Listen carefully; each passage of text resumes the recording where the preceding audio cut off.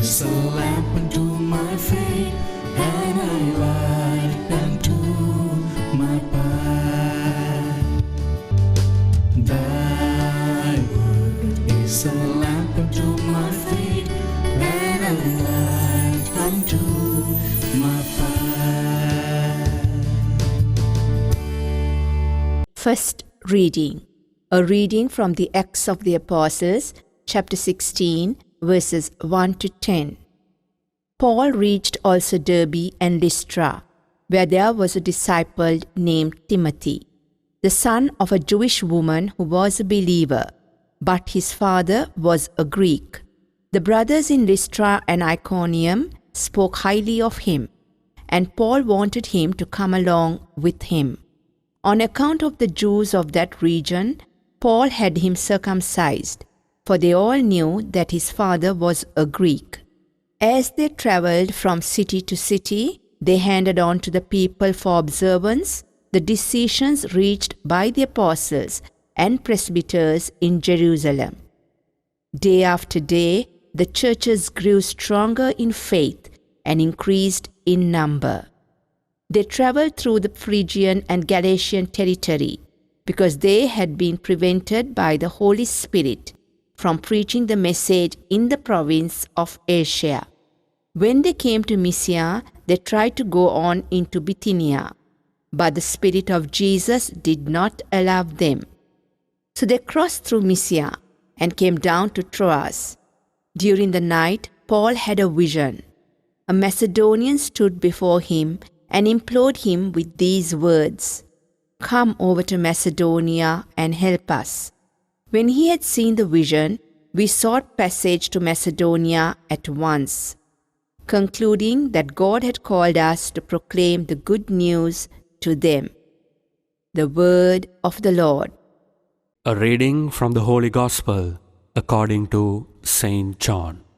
Jesus said to his disciples, "If the world hates you, realize that it hated me first. If you belong to the world would love its own. But because you do not belong to the world, and I have chosen you out of the world hates you.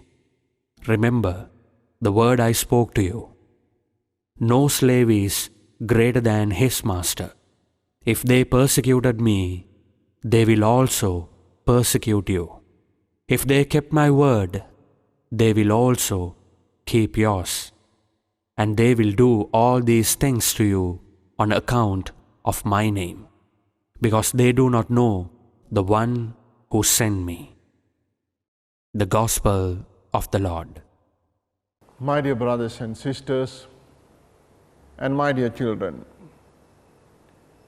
we meet difficulties of our lives as Christians or may not be as Christians. Just reflect or just think of the anxieties and the confinement during this COVID-19 pandemic. What solution can we find? It's not only that, dear brothers and sisters. Jesus very specifically said to his followers that there can be moments that his followers are hated. Jesus says he and his followers will meet hatred. Well, disciples, they had to endure hostilities from non-believers at early stages. Well, if you go through the history of the early Christian, for centuries, there were the times where many Christians were persecuted, where the non-believers persecuted Christians. But it's through the blood of these Christians or the martyrs that the church is built. Well, dear brothers and sisters, how can we respond to this, the world that can hate the words of Jesus Christ, that can really go against the works of Jesus Christ? Nothing else. the response can only be through love and compassion.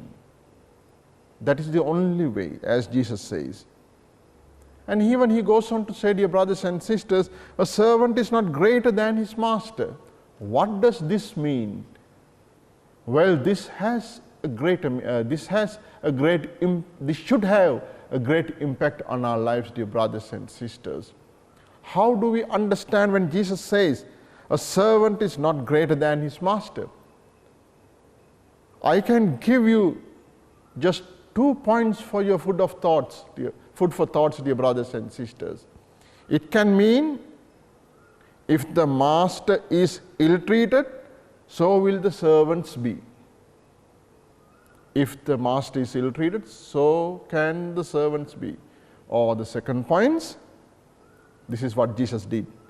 If master wash the servant's feet, the servant must do likewise for each other. What is it that we are going to choose, dear brothers and sisters? Depend on the guidance of the Holy Spirit to be like the Master, Jesus Christ, every day. Thank you, dear brothers and sisters. May the Spirit of the Lord guide you and be with you always.